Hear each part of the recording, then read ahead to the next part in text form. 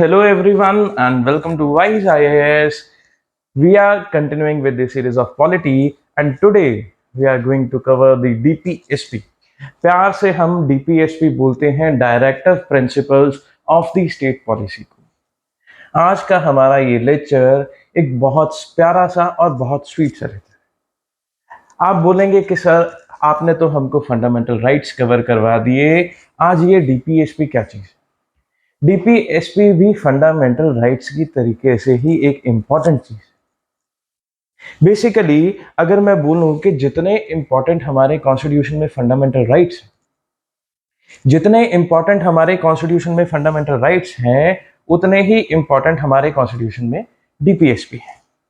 तो बेसिकली मैंने आपके पीछे ये कुछ आर्टिकल नंबर्स लिख दिए। ये कुछ आर्टिकल नंबर्स मैंने आपके पीछे लिख दिए हैं। ये डीपीएसपी के सारे आर्टिकल्स को मैंने 3 पार्ट्स में डिवाइड कर दिया, 3 पार्ट्स के अंदर विभाजित कर दिया। तो आप देखेंगे कि मैंने 3 तरह के लिस्ट बना दी और इन लिस्ट में मैंने डीपीएसपी को डिवाइड कर दिया है। पूरे के पूरे डीपीएसपी को मैंने 3 पार्ट्स में डिवाइड कर दिया है।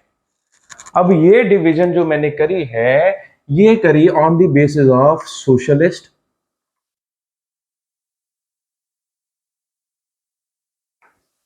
गांधीयन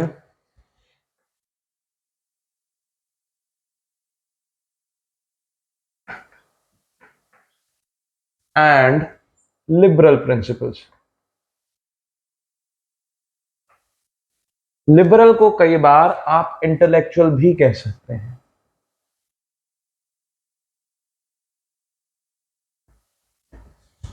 तो बेसिकली मैंने डीपीएसपी को 3 पार्ट्स में डिवाइड कर दिया। अब ये 3 पार्ट्स में मैंने जो डीपीएसपी को डिवाइड करा है, ये कोई भी क्रोनोलॉजिकल ऑर्डर फॉलो नहीं कर रहा। In no particular order I have categorised, not the constitution. तो बेसिकली ये डिवीजन तो हमने देख ली। ये डिवीजन देख के अब हम डीपीएसपी के बारे में जाने या डीपीएसपी की डिटेल देखें, उससे पहले हमें एक पता होना चाहिए कि व्हाट आर डीपीएसपी।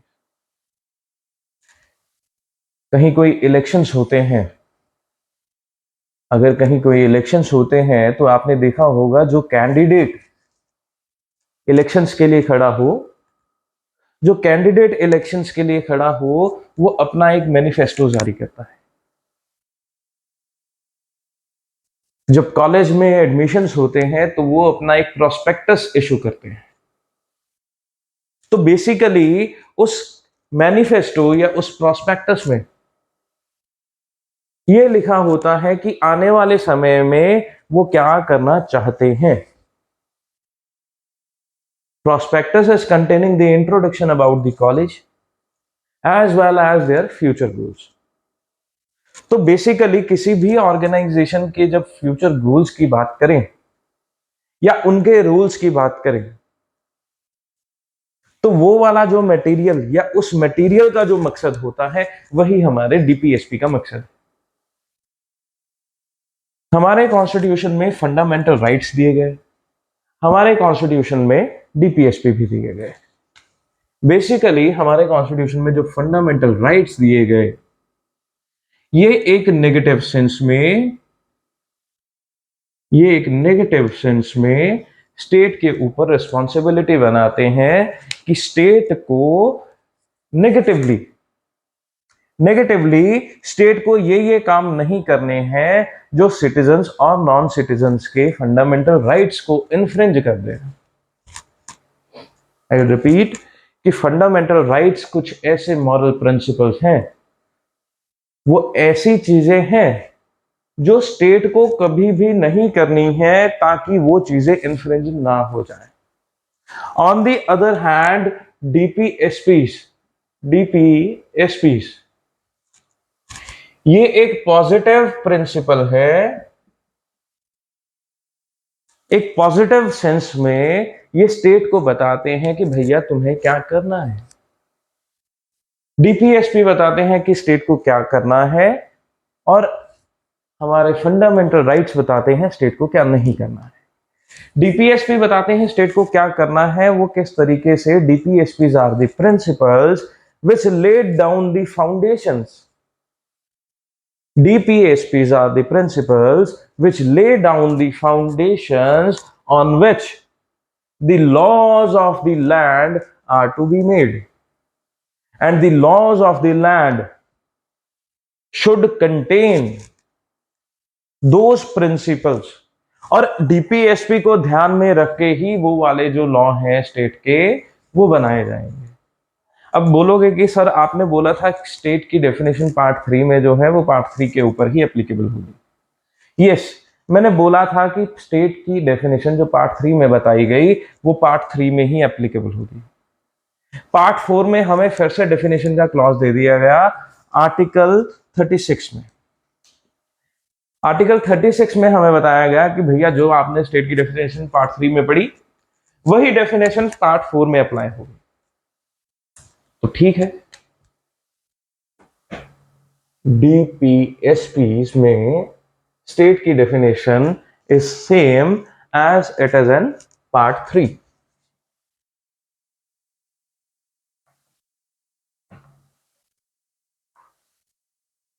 आज हम आर्टिकल 36 से आर्टिकल 51 तक पूरा का पूरा कंप्लीट करेंगे।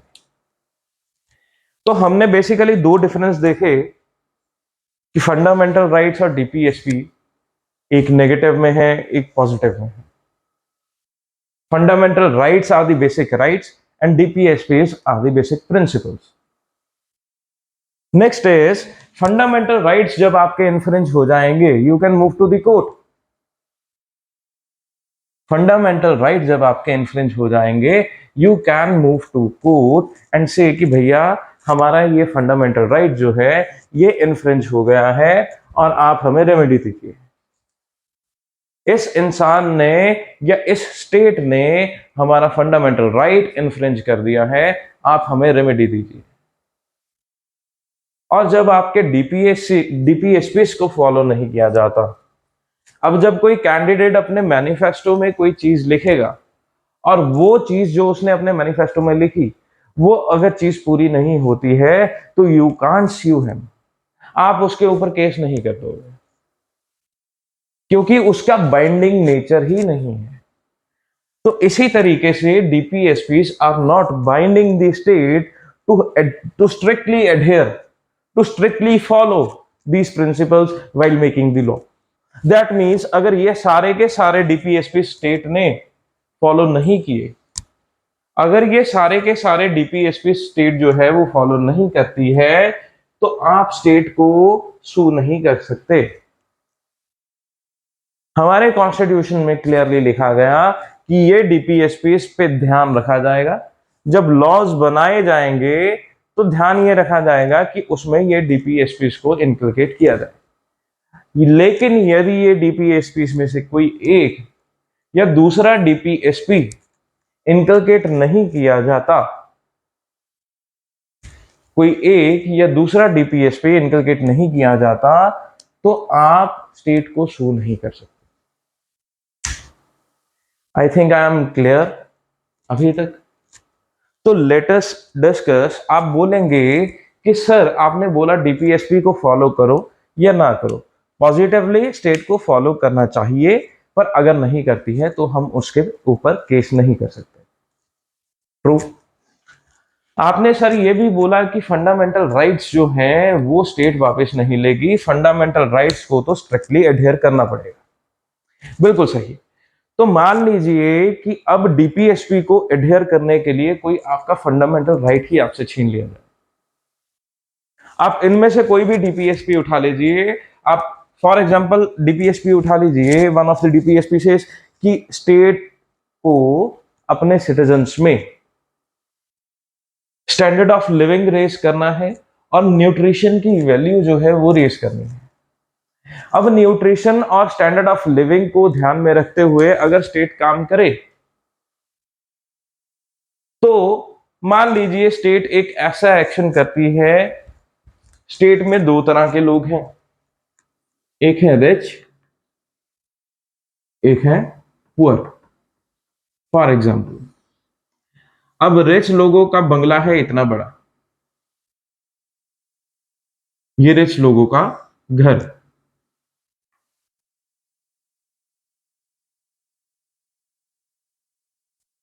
और ये जो गरीब लोग हैं उनके झोपड़ी।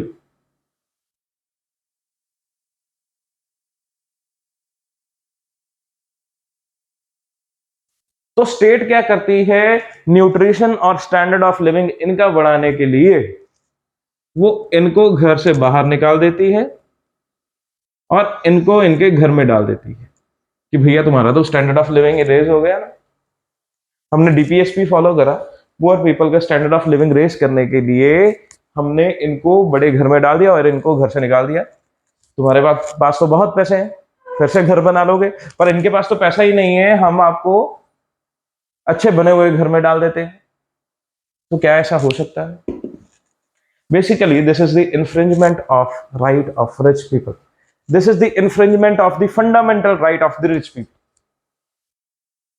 तो state while giving effect to DPSP cannot infringe the fundamental right of any person. I repeat, the state while giving effect to the DPSP cannot infringe the right of any person, cannot infringe the fundamental right of any person. तो ये चीज भी clear है कि DPSP को effect देने के लिए फंडामेंटल राइट्स को इन्फ्रिंज नहीं किया जा सकता। Clear on this? राइट। अब बात आई कि फंडामेंटल राइट्स को इन्फ्रिंज तो नहीं किया जा सकता।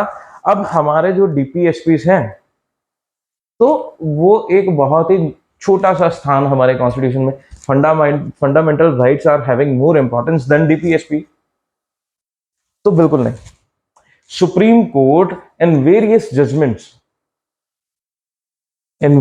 जजमेंट्स सुप्रीम कोर्ट ने बोला कि भैया आपके डीपीएसपी और आपकी जो फंडामेंटल राइट्स हैं they are to be read at par, no one is inferior and no one is superior. तो बेसिकली हमारे सुप्रीम कोर्ट ने कई बार ये भी जजमेंट्स दी कि जब भी हमें कॉन्स्टिट्यूशन का इंटरप्रिटेशन करना है, we just have to see what was the intent of the framers of the constitution at the time of framing the Indian constitution. So when we can get to know the what was intent, हमें हर एक चीज को बराबर रख के पढ़ना होगा, ना कि एक चीज को नीचे और दूसरी चीज को ऊपर। Clear on this? Good. So let us begin with the part 4 of the Indian Constitution. It is talking about directive principles of the state policy. Directive principles, as I already told, are the dotted lines on which the government of the nation, the state, shall follow the dotted lines while framing its laws. It is not very much important that exactly the same footpath is to be followed. Beginning with Article 36, it defines the state as same as in Article. Which article? Just think of it. Remind while doing the part 3 of Indian Constitution. While doing the part 3 of Indian Constitution, while beginning with the fundamental rights, the very first article, Article 12 of the Indian Constitution, talks about the definition of state. तो basically state की definition में हमने क्या क्या cover करा था? State की definition में हमने वो चीज कवर करी थी कि वो सारी अथॉरिटीज जो कि गवर्नमेंट के कंट्रोल में आती हैं, वो सारी अथॉरिटीज जो कि गवर्नमेंट के कंट्रोल में आती हैं, और गवर्नमेंट की ऐसी सारी authorities who have the power to make laws. State के अंदर लेजिस्लेचर तो आएगा ही आएगा, स्टेट के अंदर लेजिस्लेचर तो आएगा ही आएगा, बल्कि स्टेट के अंदर और क्या क्या आएगा? That were your municipalities, your local authorities, self governments जो बनाई गई थी वो भी स्टेट की डेफिनेशन के अंदर आएंगे। तो बेसिकली आर्टिकल 36 ने हमें एक इंट्रोडक्शन दे दिया, what do you mean by state. Then next is your article 37। Article 37 talks about application of the principles contained in this part. तो बेसिकली आज हम इस लेक्चर में वर्ड टू वर्ड डिटेल जाने से अच्छा मैं आपको क्लियरली कुछ वर्ड्स यहां मार्क करवा दूंगा जिसको आपको ध्यान में रखना है, राइट? तो basically what article 37 talks about, article 37 talks about the limitation, it talks about the limitation that the DPSPs are non-justificable. DPSPs are non-justificable. You cannot go to court and say sir ये हमारा DPSP जो है ये follow नहीं हो रहा, आपको इसे फॉलो करवाना है। Then next is your article 38. Article 38 कहता है state to secure a social order for the promotion and the welfare of people. तो बेसिकली आर्टिकल 38 में आपको बोला गया, सबसे पहली बात करी गई to promote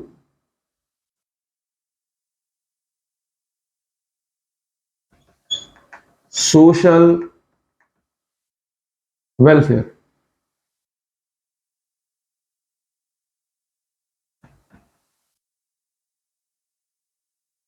to promote social welfare. Then दूसरी बात इसमें करी गई इनइक्वालिटीज को कम करने की, कि हमें सोशल वेलफेयर तो प्रमोट करना है, जो सोसाइटी का वेलफेयर है वो तो हमें प्रमोट करना ही है, और साथ ही साथ हमें जो इनइक्वालिटीज है उसको मिनिमाइज करना है।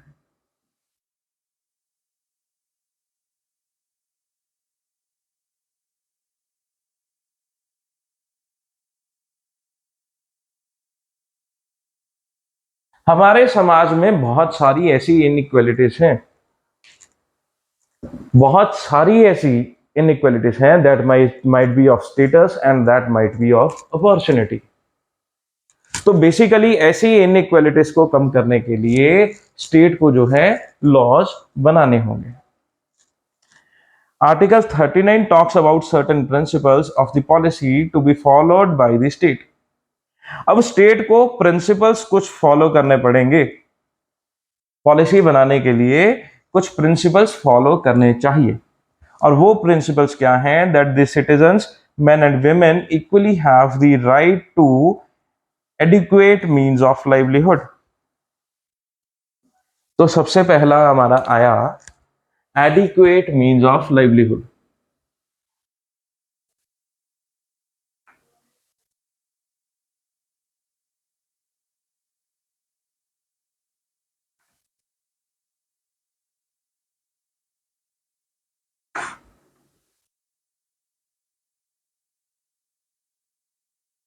एडिक्वेट मीन्स ऑफ लाइवलीहुड, यानी कि एक इंसान को स्टेट के अंदर जो लोग रह रहे हैं उनको अपनी जिंदगी बिताने के लिए एडिक्वेट मीन्स मिल जाए, बेसिक सुख सुविधाएं मिल जाएं ताकि वो अपनी जिंदगी को अच्छे से गुजार सके। Next is your fair determination of wealth.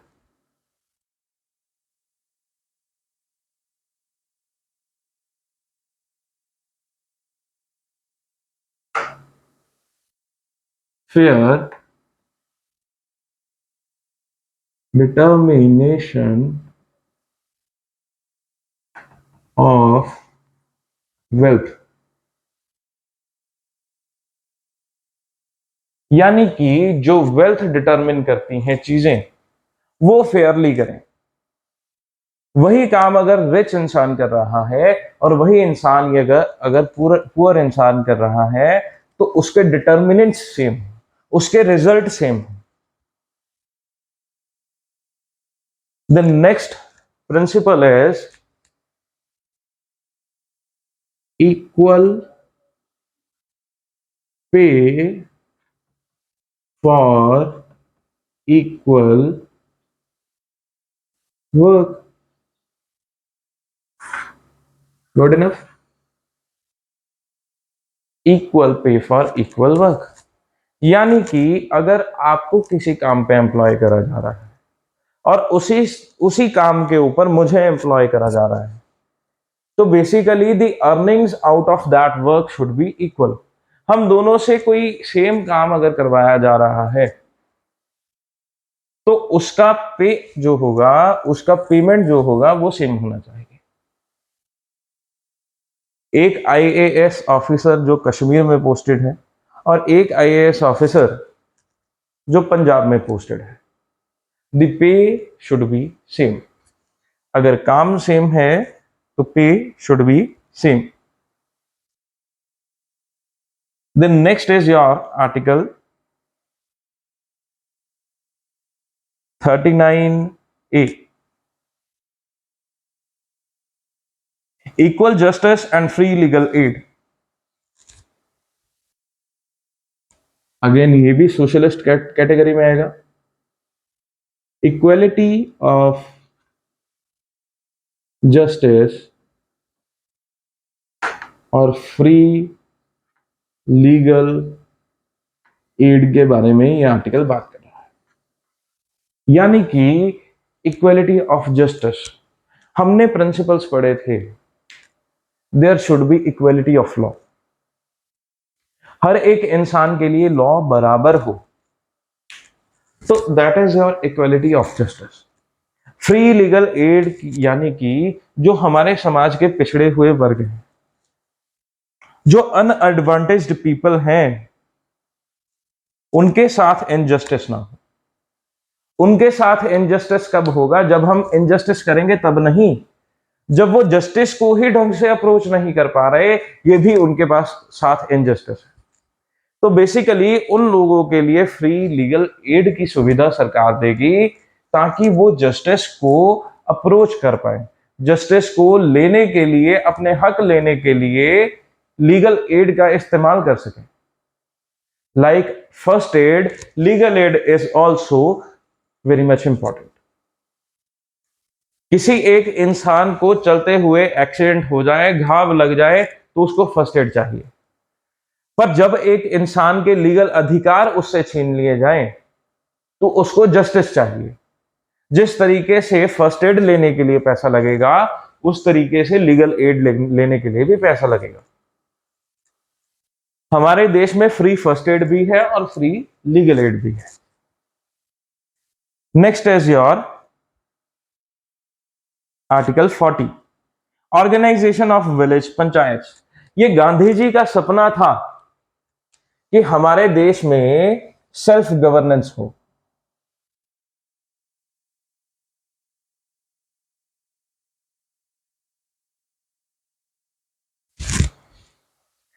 इसको विलेज पंचायत बोल दें या पीपल्स पार्टिसिपेशन,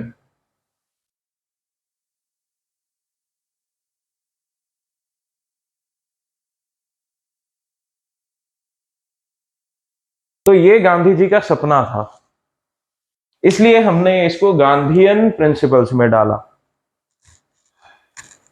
तो बेसिकली विलेज पंचायत और पीपल्स पार्टिसिपेशन मींस कि हमें लोकल लेवल पे जो लोग हैं रूरल एरियाज में, उनका भी पार्टिसिपेशन गवर्नमेंट में लेना चाहिए। Then next is your article 41, right to work, to education and to public assistance in certain cases.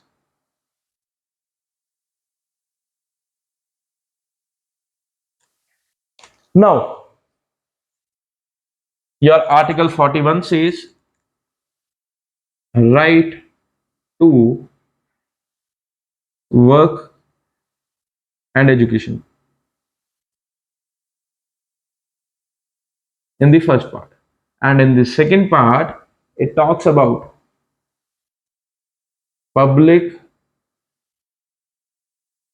assistance.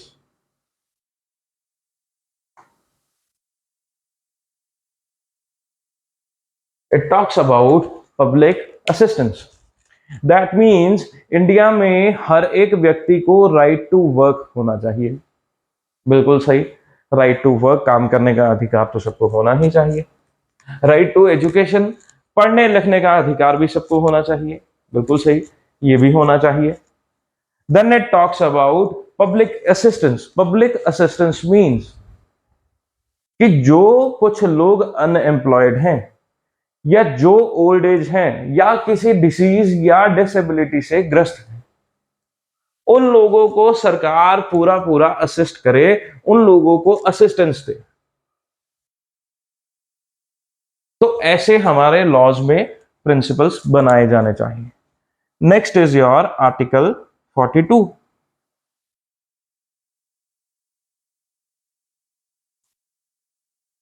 Next is your article number 42। तो basically article 42, the gist of article 42 is talking about the conditions in which a person is working. It talks about the conditions in which a person is working. It says provision for just and human conditions of work and maternity relief. तो basically ये भी दो चीजों के बारे में बात कर रहा है, just and human conditions. Secondly, maternity relief.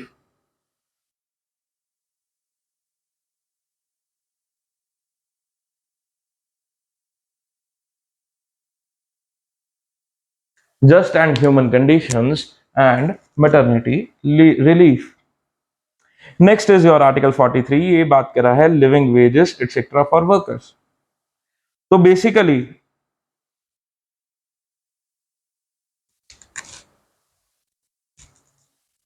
this article is talking about living wages and work conditions.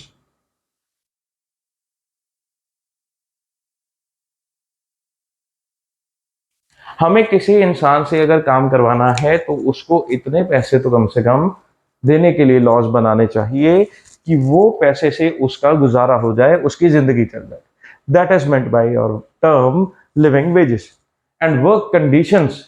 ये दो मतलब अप्लाई करते हैं, यानी कि एक इंसान जब काम कर रहा है तो उसको ऐसी कंडीशंस, ऐसे एनवायरनमेंट में काम करवाना है जो कि उसके लिए खतरनाक ना हो।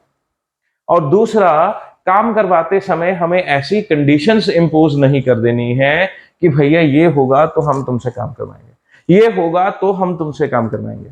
No, it can not be so. Next is your article 43A, participation of workers in the management of industries.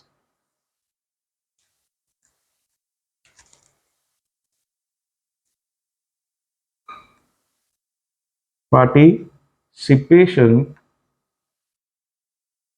in top level.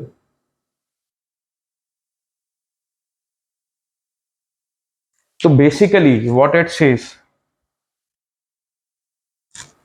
it says कि जो हमारे वर्कर्स हैं जो लोअर लेवल पे काम कर रहे हैं, उनको जॉब सिक्योरिटी इंश्योर करने के लिए हमें ऐसे लॉज बनाने चाहिए कि जिससे उनका रोल जो है टॉप लेवल मैनेजमेंट में बदल जाए, वो अपने आप को भी ऑर्गेनाइजेशन का पार्ट समझेंगे। जब हम मान लीजिए हमारी एक ऑर्गेनाइजेशन है, हम दोनों लोग मिलके एक ऑर्गेनाइजेशन चला रहे हैं और हमारे अंदर 4 लेवल्स के मैनेजर्स हैं, उसके नीचे लेबरर्स हैं, उसके नीचे डेली वेज अर्नर्स हैं, तो 3 या 4 लेवल्स के हमारे नीचे लोग काम कर रहे हैं। every top level is having control over the lower level. तो जब हमारा लोअर लेवल पे कंट्रोल है, हम सबसे लोअर लेवल को जब डिसीजन ले रहे हैं, जब हम बोर्ड मीटिंग करेंगे, तो उन लोअर लेवल के वर्कर्स को हम अपने साथ बिठा के बोलेंगे कि भैया फील्ड में तो आप रहते हो, आप बताइए हम क्या करें। तो उनको अपने अंदर से जो खुशी होगी, अपनी साथ वो अपने अंदर से हमारी ऑर्गेनाइजेशन को जुड़ा हुआ समझेंगे, चाहे उनका डिसीजन माना जाए या ना माना जाए, बट डिसीजन मानना इज पार्टिसिपेशन इन मैनेजमेंट। पर सिर्फ पार्टिसिपेट कराने भर से ही क्या इफेक्ट आएगा? तो बेसिकली स्टेट को ऐसे लॉज बनाने चाहिए जिससे वर्कर्स का पार्टिसिपेशन इन द मैनेजमेंट जो है वो बन जाए। Next is your article 43B, promotion of cooperative societies. अब कोऑपरेटिव सोसाइटीज कुछ ऐसी सोसाइटीज होती हैं जिसमें कुछ लोग आपस में मिलके अपने कोऑपरेशन से सोसाइटी बना देते हैं। कुछ लोग आपस में मिलके अपने कोऑपरेशन से सोसाइटी बना देते हैं और उस सोसाइटी को कहते हैं कोऑपरेटिव सोसाइटी। इन सोसाइटीज को बनाने के लिए प्रमोट करना और इनको बनाने के लिए एक हेल्दी एनवायरनमेंट देना, इनके बनाने के लिए और इनको चलाने के लिए अच्छे अच्छे लॉज बनाना, ये स्टेट की जिम्मेदारी होनी चाहिए। और ये कवर होते हैं article 43 under the Gandhian ideology. Next is your article 44, uniform civil code. Uniform civil code, तो बेसिकली यदि आप देखें, India follows many personal laws. हमारे इंडिया में बहुत सारे पर्सनल लॉज चलते हैं। हिंदूज के लिए एक अलग लॉ है, मुस्लिम्स के लिए एक अलग लॉ है, क्रिश्चियंस के लिए एक अलग लॉ है, और पार्सीज के लिए अलग लॉ है। I am talking about the succession and matrimonial laws. तो जब हमारे इतने अलग अलग विभिन्न विभिन्न प्रकार के जो लॉ बनाए गए हैं, इतनी विभिन्नता क्या एक देश के लिए अच्छी है? एक लॉ कहता है कि भैया आप 3 शादियां कर लें, और दूसरा लॉ कहता है कि आप एक से ज्यादा शादी नहीं कर सकते। तो एक ही कंट्री में क्या ऐसे लॉज होने चाहिए? तो at the time of framing the constitution, the ideology of the framers of the constitution was that there should be a uniform civil code. The state shall, the state shall, the words here are the state shall endeavor to secure for the citizens a uniform civil code throughout the territory of India. यानी कि state को करना चाहिए, state को एक uniform civil code जो है वो लाना ही लाना चाहिए। It is very much important. अब वो चाहे 2023 में आए, चाहे 2024 में आए, या 2022 में आए। Article 45 talks about provision for early childhood care and education to children below the age of 6 years.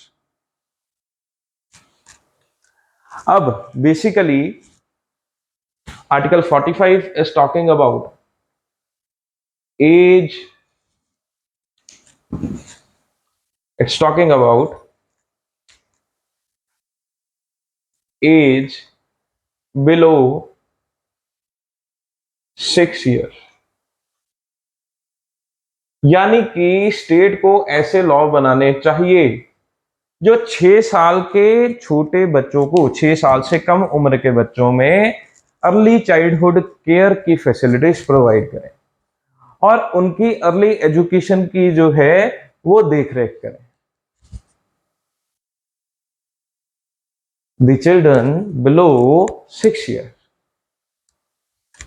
right? Then next is your article 46, promotion of educational and economic interest of SCs, STs and other weaker sections। तो basically article 46 हमने इधर कहीं भी categorise नहीं करा, you can place it under Gandhian ideology.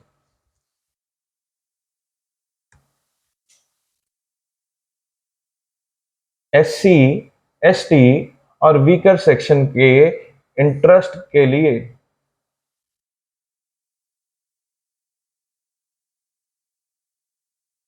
the educational and economic interest of the weaker sections, scheduled caste and scheduled tribes in the country should be protected by suitable legislations by the state.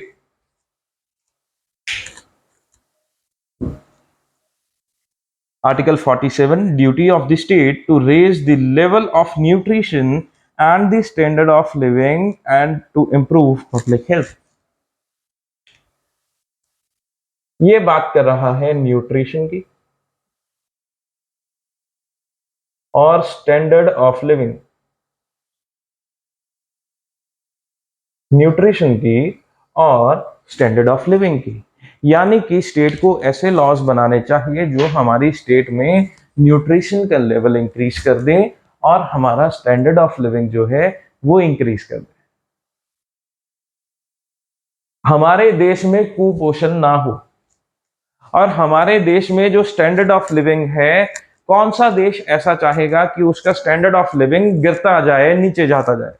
हर एक देश यही जाएगा कि उसका standard of living जो है, उसके लोगों का स्टैंडर्ड ऑफ लिविंग जो है वो बढ़ता जाए।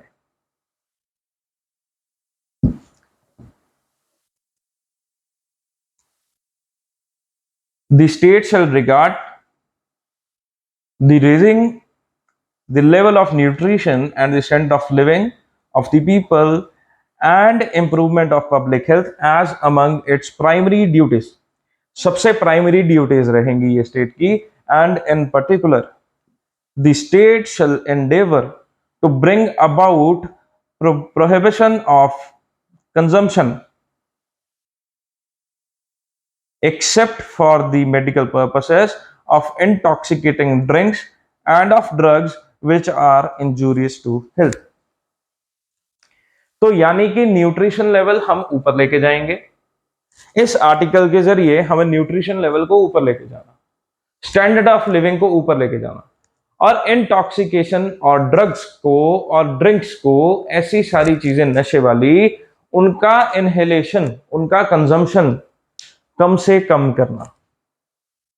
तो it is the duty of state, it is the duty of state कि ऐसी चीजें जो हैं वो कम करी जाएं, कंजम्पशन जो है इन चीजों की वो कम हो जाए।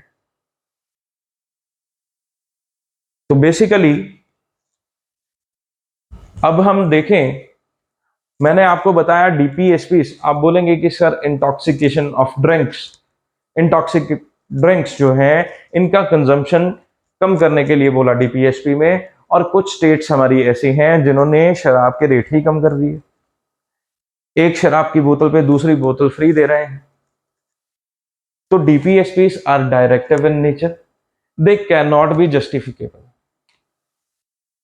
आप में से कोई कोर्ट चला जाए और बोले कि मैंने साहिल सर की क्लास देखी है, वो तो ये पढ़ा रहे हैं कि न्यूट्रिशन का लेवल इंक्रीज करना है, स्टैंडर्ड ऑफ लिविंग बढ़ाना है और नशे वाली चीजें स्टेट को कम करनी है, और स्टेट अपने एक्साइज लॉ से एक्साइज ड्यूटी कम करी जा रही है।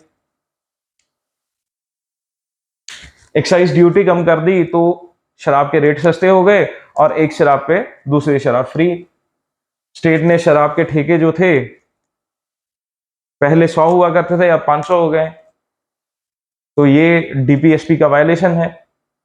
तो कोर्ट आपको ये बोलेगा कि आपने साहिल सर की क्लास पूरे तरीके से नहीं सुनी। क्यों नहीं सुनी? क्योंकि साहिल सर ने बार बार बोला कि DPSPs are non justifiable, you cannot enforce these DPSPs through court. These principles are only directive in nature. So this was your article 47. Next is your article 48, organization of agriculture and animal husbandry.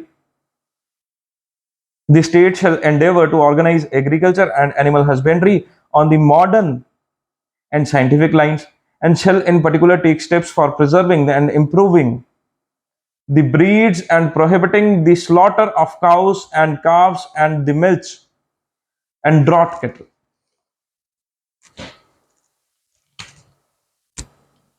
Agriculture animal husbandry का promotion,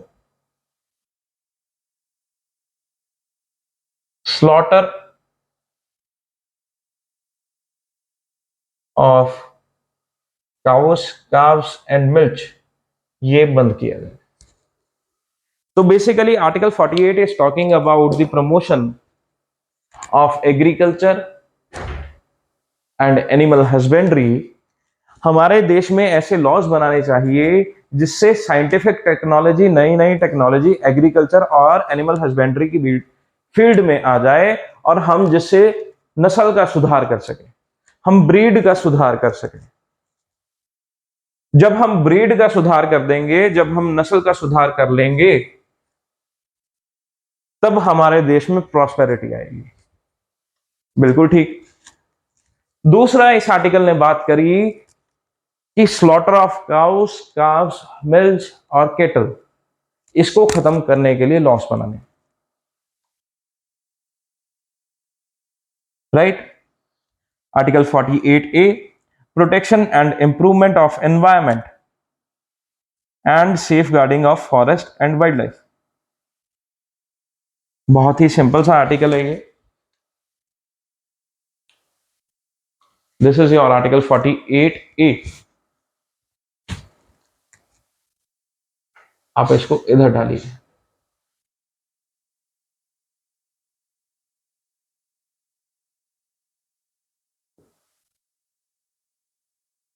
protection of environment and wild life.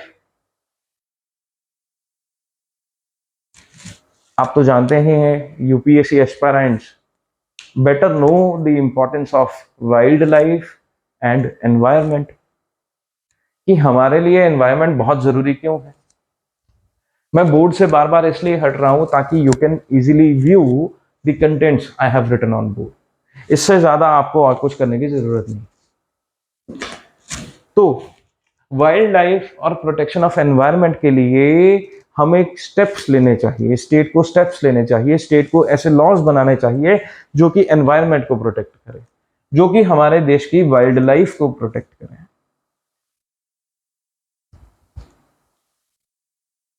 Next is your article 49, protection of monuments and places and objects of national importance.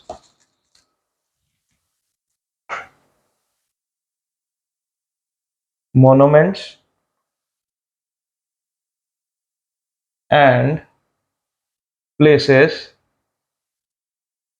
and object of national importance.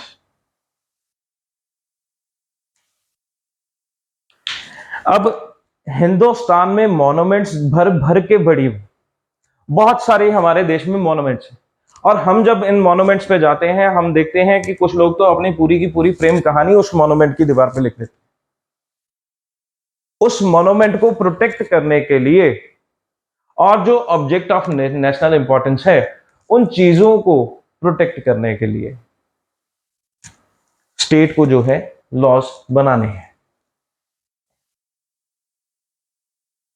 Next is your separation of judiciary from executive. Judiciary और executive,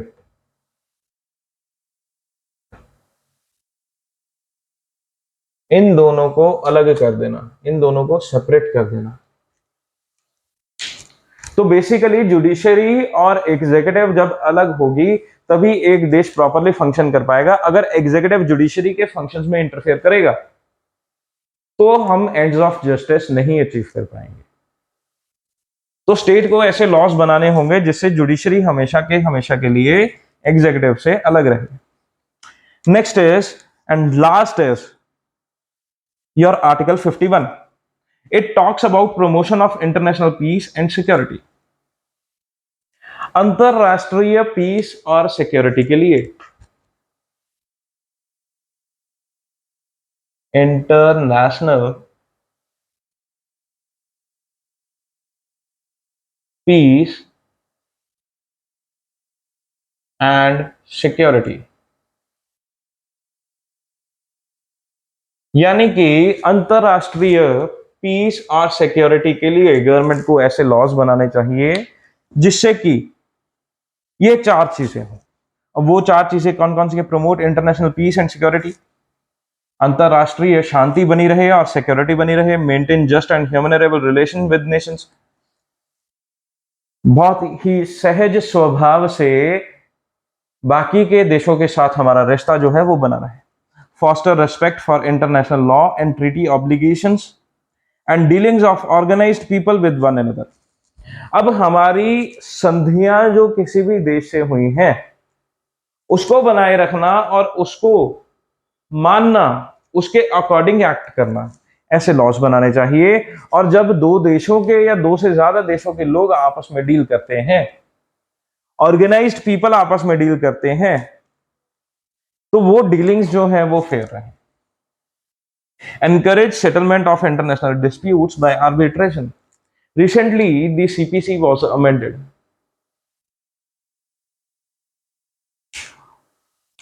international commercial arbitration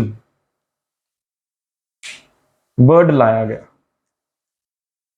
हमारे laws amend किए गए, international commercial arbitration word वहां पर लाया गया to give effect to the international treaties. अब arbitration basically है क्या? जब दो लोगों में आपसी डिस्प्यूट हो जाता है तो बिफोर गोइंग टू कोर्ट वो दो लोग एक इंसान से मिलते हैं कि भैया तुम भी मेरे जानकार हो, तुम भी मेरे जानकार हो, तुम बड़े हो, तुम जो बोलोगे हम वैसे कर लेंगे। आर्बिट्रेटर सुलह कराने वाला वो इंसान होता है जो दोनों व्यक्तियों के इंटरेस्ट को बराबर तराजू में तोल देता है और वो दोनों लोग उसकी बात मान लेते हैं और दोनों की आपस में संधि हो जाती है, समझौता हो जाता है। तो जो डिस्प्यूट्स हमारे इंटरनेशनल डीलिंग्स में आएंगे उसको रिजॉल्व करने के लिए विदाउट गोइंग टू कोर्ट हम उसको आर्बिट्रेशन से रिजॉल्व करें, ऐसे लॉज जो है वो स्टेट बनाएगी। तो बेसिकली आर्टिकल 47 यहां भी है, तो यहां भी हम लिख देते हैं nutrition standard of living. Article 43 वहां भी है, तो हम यहां लिख देते हैं लिविंग वेजेस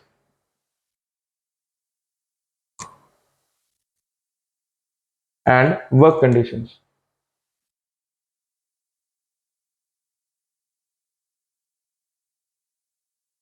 तो basically you can say these are your entire DPSP. You can just pause the video, मैं आगे से हट जाता हूं। You can just pause the video and take a quick screenshot in order to see and in order to revise the entire DPSPs. So quickly going through the DPSPs we have done today, we have divided the DPSPs into three categories, that is your socialist, Gandhian and liberal. Socialist category is talking about the equality, the socialist ideology which have the same meaning we discussed while doing the lecture of preamble. The word socialist was there, so exactly the same meaning of socialist applies here also. Article 38, 39, 39A, 41, 42, 43, 43A and 47 can be placed under the category of socialist principles. Gandhian category में वो वाले articles आएंगे जो गांधी जी की ideology पे based है। You can place article 40, 43, 43B, 47, 48 and 46 in this category.